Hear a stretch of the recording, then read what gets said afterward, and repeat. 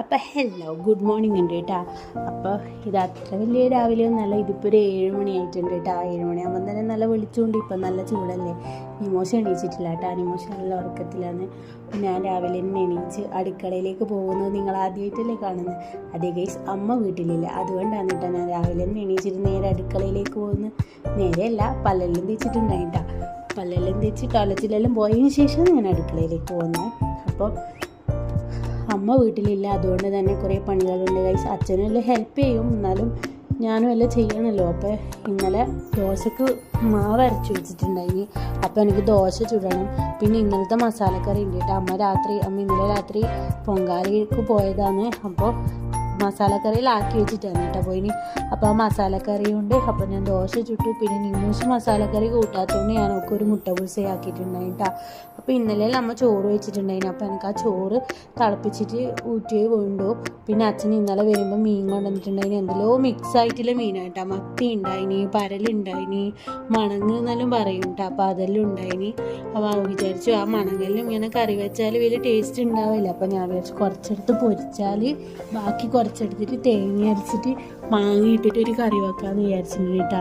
നിമോശിന് എന്തെങ്കിലും ഇങ്ങനെയുള്ള കറിയില്ലാണ്ട് ഓള് ചോറുണ്ണൂല.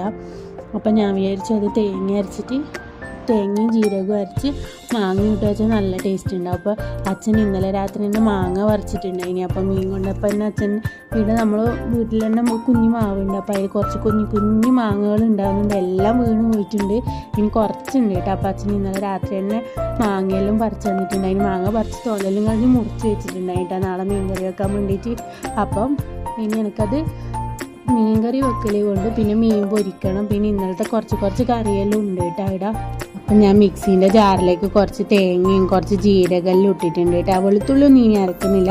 അപ്പം നമ്മ ഇങ്ങനെ തേങ്ങ പൊട്ടിച്ചിട്ട് അപ്പം തന്നെ ഫ്രിഡ്ജിലേക്ക് എല്ലാം ചിരക്കിയിട്ട് ഒരു പാത്രത്തിൽ വെക്കും കേട്ടോ.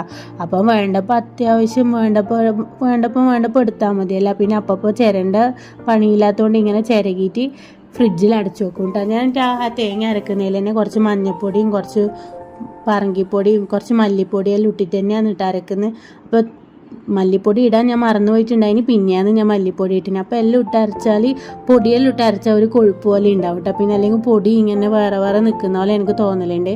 അപ്പോൾ ഞാൻ അതെല്ലാം നല്ല പേസ്റ്റ് രൂപത്തിൽ അരച്ചെടുത്തിട്ടുണ്ട് കേട്ടോ. ഇനി മീൻകറി ആക്കണം.